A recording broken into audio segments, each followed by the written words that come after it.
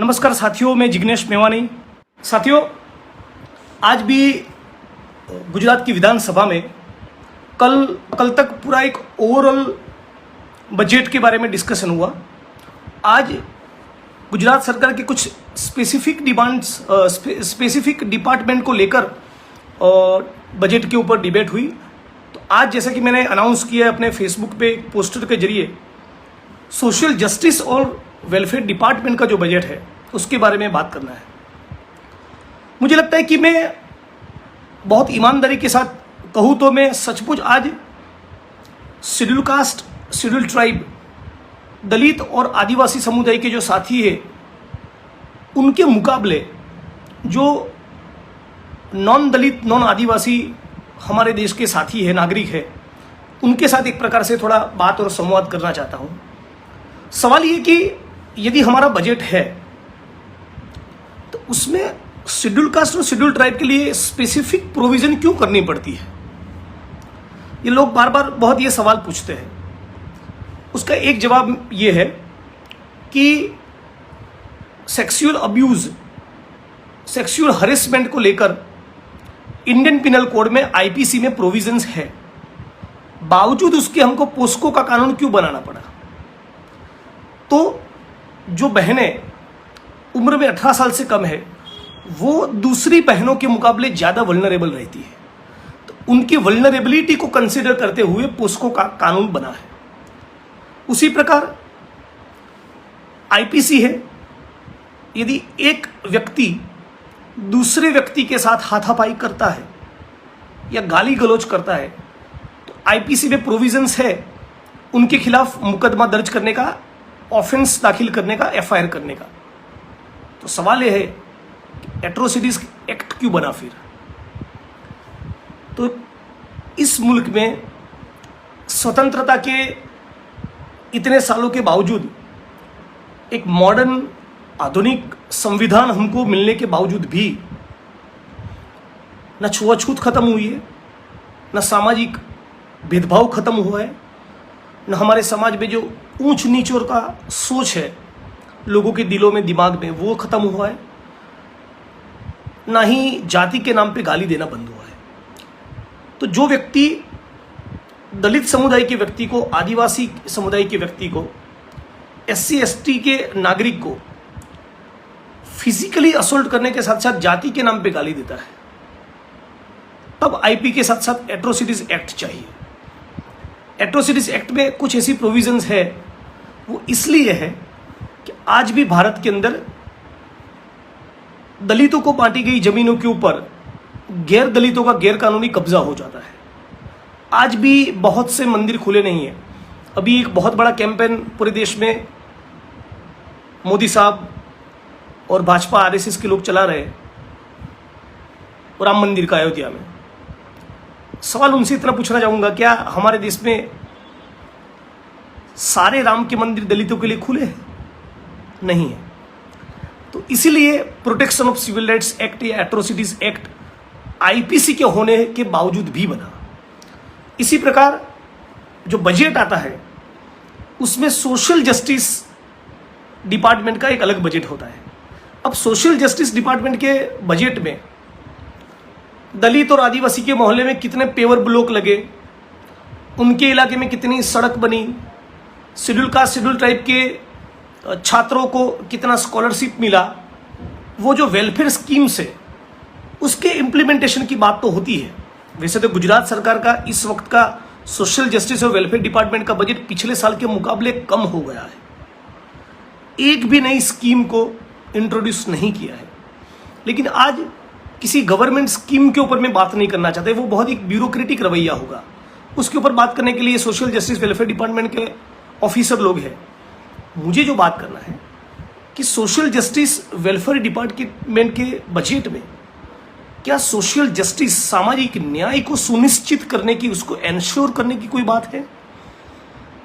तो सबसे पहला सवाल, भारत के संविधान में आर्टिकल 17 में छुआछूत को अबोलिश किया गया, छुआछूत को खत्म करने का अनाउंसमेंट किया गया। लेकिन आज भी गुजरात में छुआछूत जिंदा है। मैं 3 बार गुजरात की विधानसभा के 3 अलग अलग सत्रों में विजय रूपाणी साहब को, गुजरात के मुख्यमंत्री साहब को बहुत रिस्पेक्टफुल एक चैलेंज दिया हूं कि सर आप अपनी चॉइस के, मेरे कहने के मुताबिक नहीं, आपको ठीक लगे गुजरात के उस जिले के, उस तहसील के किसी भी एक गांव में से अनटचेबिलिटी को, छुआछूत को खत्म करके दिखाइए। गुजरात की असेंबली में 3 बार इस मुद्दे के उठाया है, रूपाणी साहब को चैलेंज दिया है, फिर भी वो इस चैलेंज को लेने को तैयार नहीं है।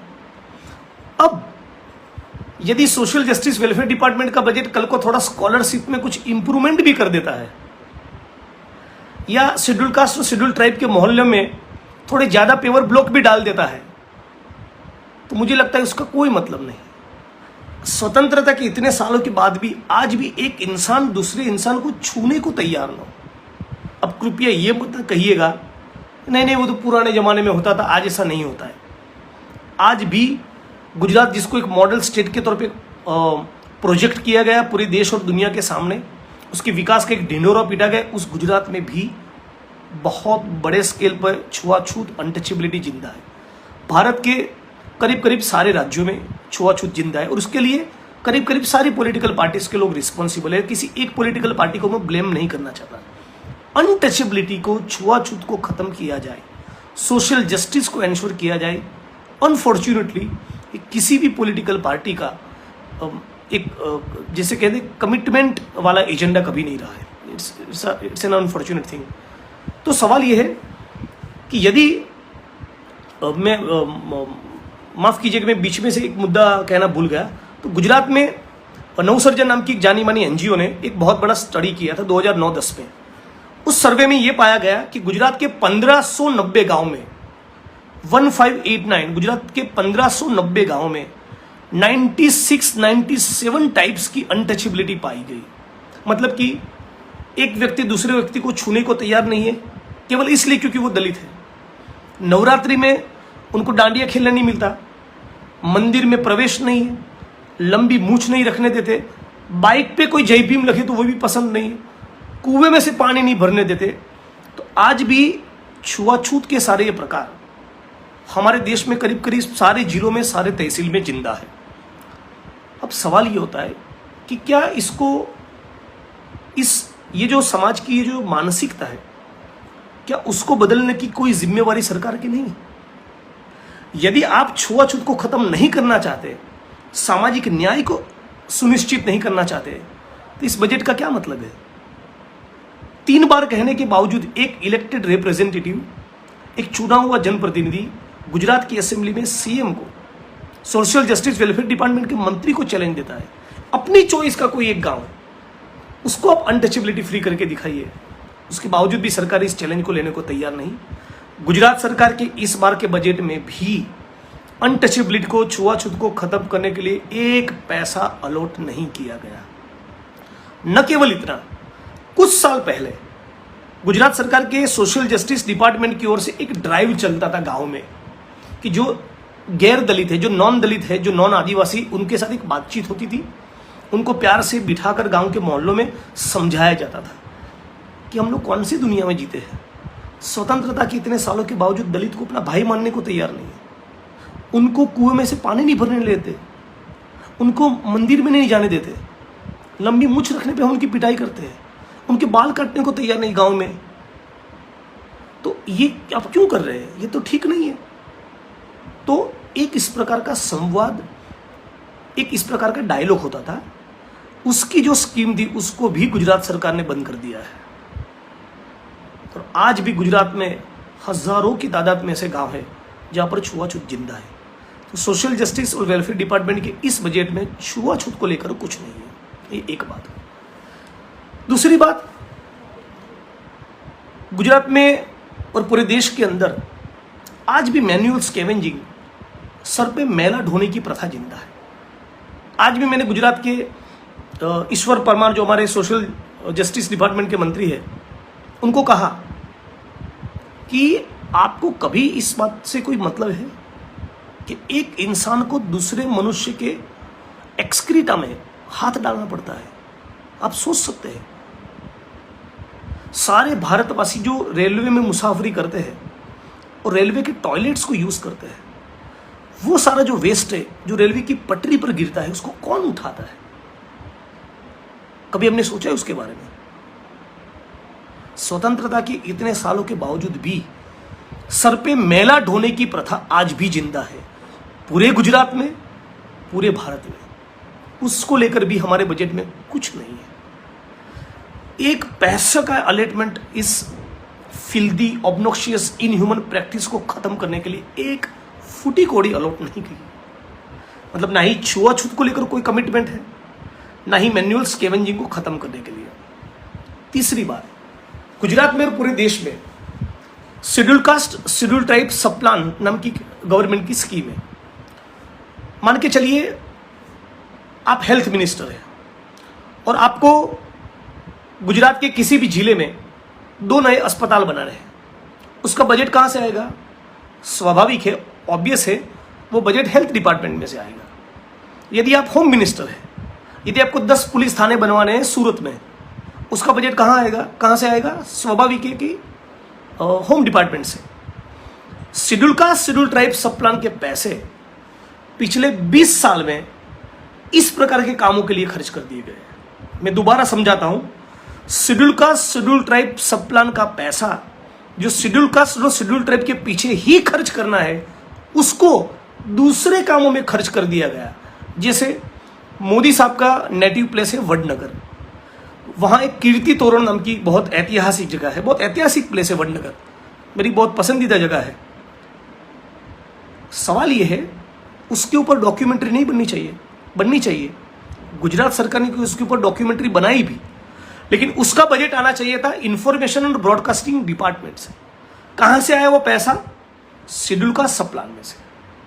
सरदार वल्लभ भाई पटेल का स्टैच्यू बना केवड़िया में, उसको लेकर जो पब्लिसिटी हुआ अखबारों में, न्यूज चैनल्स में, कहां से आया वो पैसा? शेड्यूल ट्राइब सब प्लान में से। कुछ फ्लाईओवर्स बन गए तो उसका बजट बिल्डिंग एंड जो भी रोड एंड कंस्ट्रक्शन डिपार्टमेंट उसकी ओर से आना चाहिए था। कौन से पैसे को खर्च कर दिया? जो पैसा शेड्यूल कास्ट और शेड्यूल ट्राइब के लिए।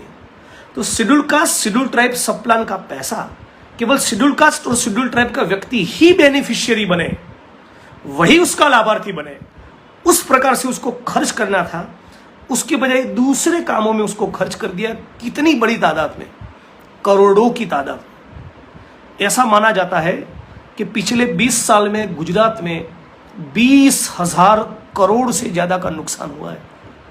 पिछले विधानसभा के सत्र में विपक्ष के हमारे साथी एमएलए नौशाद सोलंकी एक प्राइवेट मेंबर्स बिल इसको लेकर आए थे। मैंने भी उसका पूरा जमकर समर्थन किया था, विपक्ष के दूसरे सारे विधायकों ने भी समर्थन किया था। और हमारी यही डिमांड थी कि भाई यदि दलित और आदिवासी समुदाय को लेकर आपकी कमिटमेंट है, हम और कोई नया कानून नहीं मांग रहे, केवल इतना मांग रहे कि शेड्यूल कास्ट, शेड्यूल ट्राइब सब प्लान का पैसा दूसरे कामों में खर्च ना हो, उन्हीं के पीछे खर्च हो। उसको सुनिश्चित करने के लिए, उसको एंश्योर करने के लिए शेड्यूल कास्ट, शेड्यूल ट्राइब सब प्लान एक्ट बनाया जाए।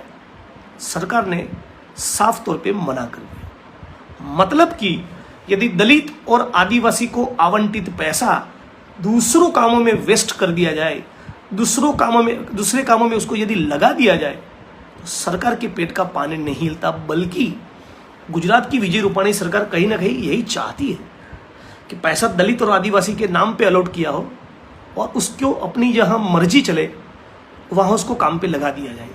ऐसा करके मैं आपको दोबारा एक्सप्लेन कर रहा हूं, 20,000 करोड़ का नुकसान पिछले 20 से 25 सालों के दौरान गुजरात के अंदर हुआ है।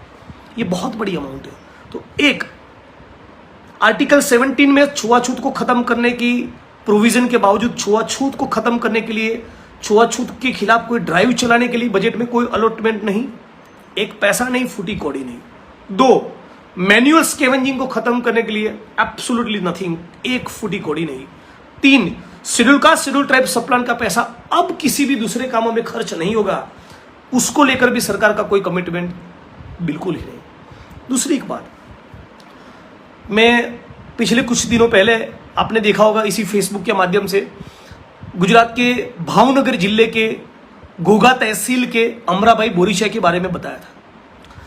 अमराभाई बोरीचा के ऊपर 2009 से लेकर 2021 के दौरान लगातार 11-12 सालों के दौरान उनके ऊपर 1-2 बार नहीं 13 बार अलग अलग किस्म की एट्रोसिटीज हुई। एक, जाति के नाम पे अपमानित करना। 2, मां बहन की गंदी अश्लील गाली देना। 3, उनके घर में इल्लीगली घुस जाना। 4, उनकी खेती की जमीन को हथियाने की, इल्लीगली ऑक्यूपाई करने की कोशिश करना। 5, उन्होंने जो मुकदमे दर्ज किए वो वापस लेने के लिए प्रेशर करना। 6, वो मुकदमे वापस न लेने के चलते उनके हाथ पैर तोड़ देना। 7, वो हाथ पैर तोड़ने के बाद उनके आरोपी के ऊपर, कसूरवार के ऊपर, अभियुक्त के ऊपर जो मुकदमा हुआ वो मुकदमा क्यों दर्ज किया ये कहते हुए और दोबारा उनके ऊपर हमला करना।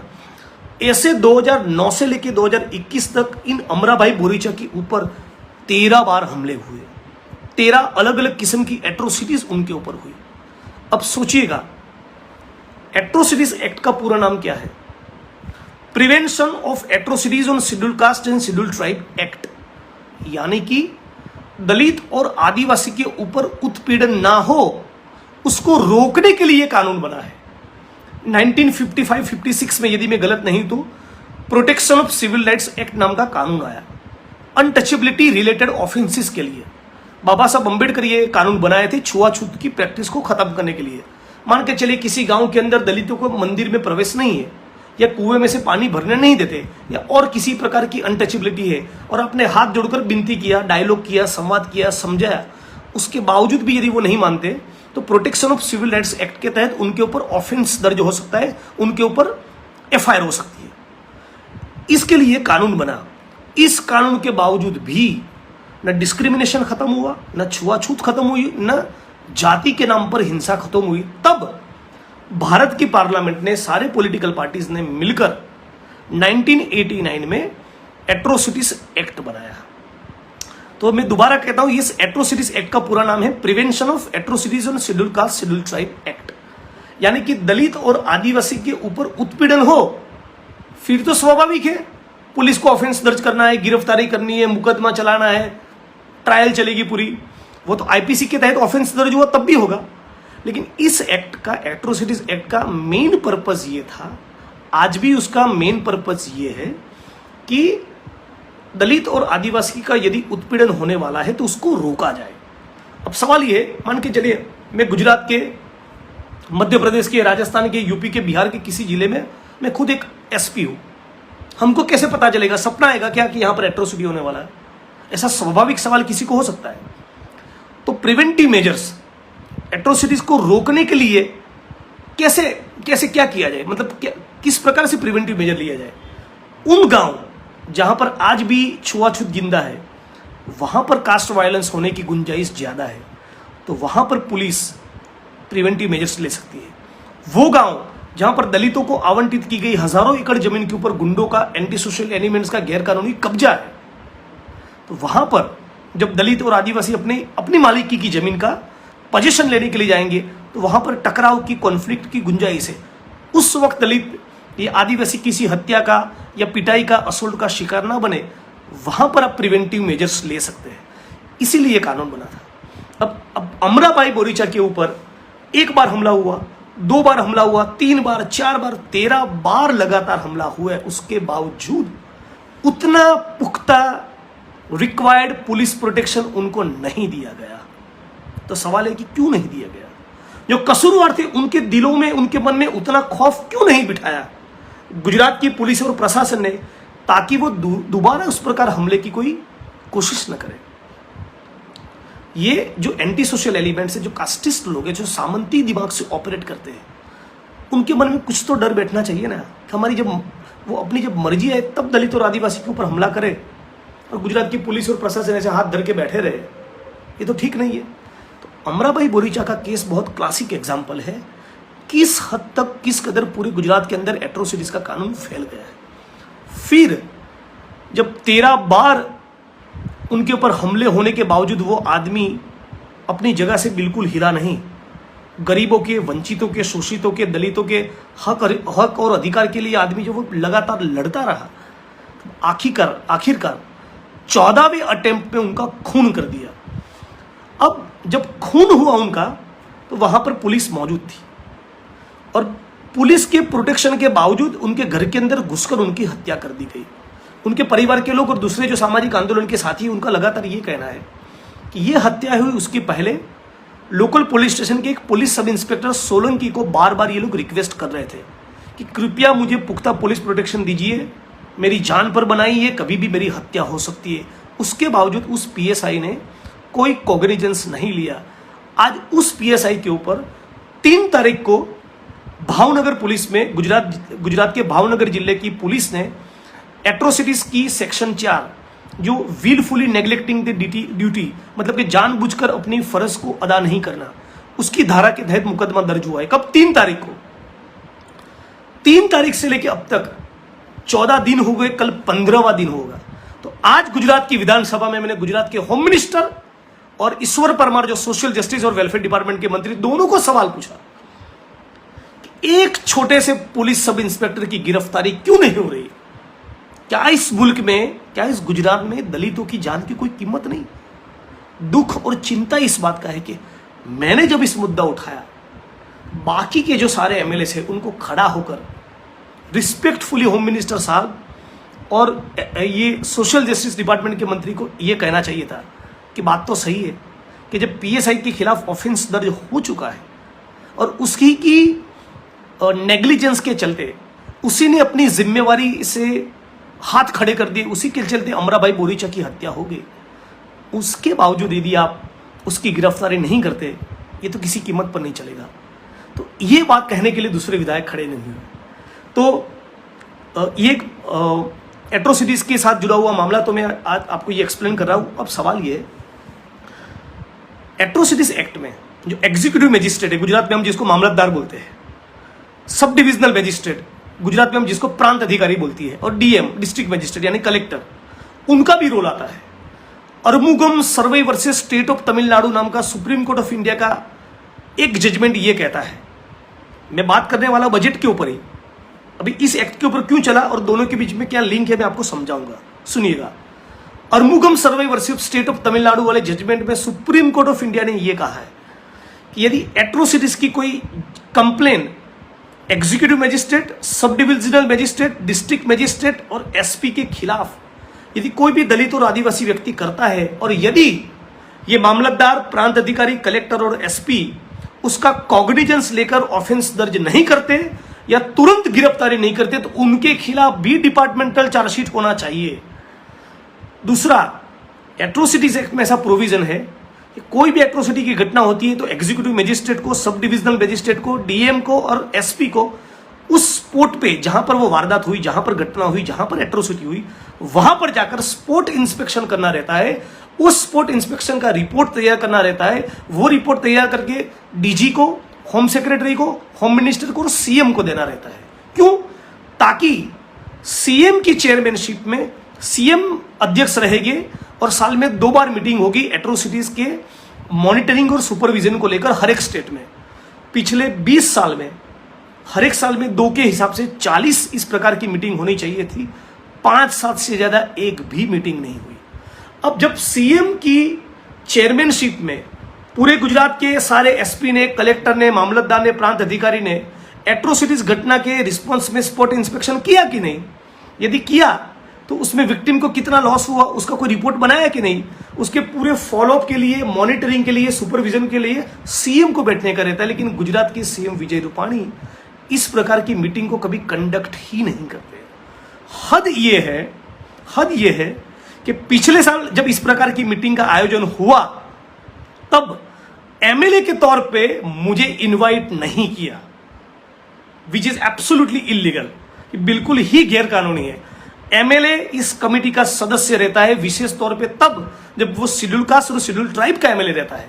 तब मुझे जब किसी ने पता इन्फॉर्म किया तो मैंने 2 दिन पहले एडवांस में पत्र लिखा सीएम साहब को, चीफ सेक्रेटरी को और सोशल जस्टिस वेलफेयर डिपार्टमेंट के मंत्री और सेक्रेटरी सभी को, और मैंने कहा कि यदि आप 3 घंटे पहले भी मुझे इन्फॉर्म करेंगे तब भी मैं इस मीटिंग में आना चाहूंगा, ताकि पूरे गुजरात के अंदर दलित और आदिवासी के साथ किस प्रकार का भेदभाव होता है, किस प्रकार की एट्रोसिटीज होती है और गुजरात के दलित और आदिवासी के क्या सवाल है, उनको उसके ऊपर बात करने के लिए मैं उस मीटिंग में मौजूद रहने के लिए तैयार हूं। यदि आपने मुझे केवल 3 घंटे पहले बोला तब भी मैं आने को तैयार हूं। उसके बावजूद भी मुझे उस मीटिंग में से एक्सक्लूड कर दिया। तो जब आप छुआछूत को खत्म नहीं करना चाहते, मैन्युअल स्कैवेंजिंग को खत्म नहीं करना चाहते, एट्रोसिटीज एक्ट को इंप्लीमेंट नहीं करना चाहते, फिर सोशल जस्टिस और वेलफेयर डिपार्टमेंट के बजट में दलित और आदिवासी बच्चों के कपड़ों के लिए कुछ स्कीम में 25-50 रुपये का मुनाफा इजाफा कर दे, या 2-4 साइकिल दे दे दलित समाज के आदिवासी समुदाय की बच्ची को, वो भी मिलना चाहिए। लेकिन सोशल जस्टिस यदि नहीं मिलेगा, छुआछूत खत्म नहीं हुआ, मैन्युअल स्कैवेंजिंग यदि खत्म नहीं होगा, SC/ST सबप्लान नहीं बनेगा, अमराबाई बोरीचा जैसे साथियों का मरना बंद नहीं होगा, एट्रोसिटीज एक्ट को ट्रू स्पिरिट में इंप्लीमेंट नहीं किया जाएगा, तो मुझे लगता है कि इस सोशल जस्टिस और वेलफेयर डिपार्टमेंट के बजट का मेरे हिसाब से कोई ज़्यादा मतलब नहीं है।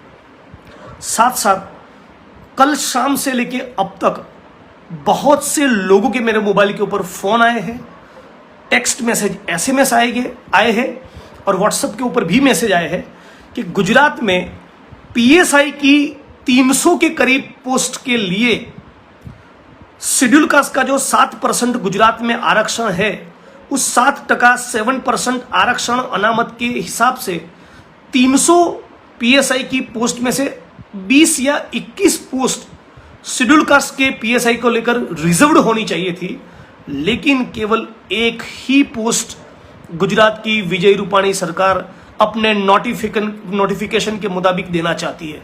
जी हाँ, मैं दोबारा कहना चाहता हूं कि गुजरात में 7% आरक्षण लागू है।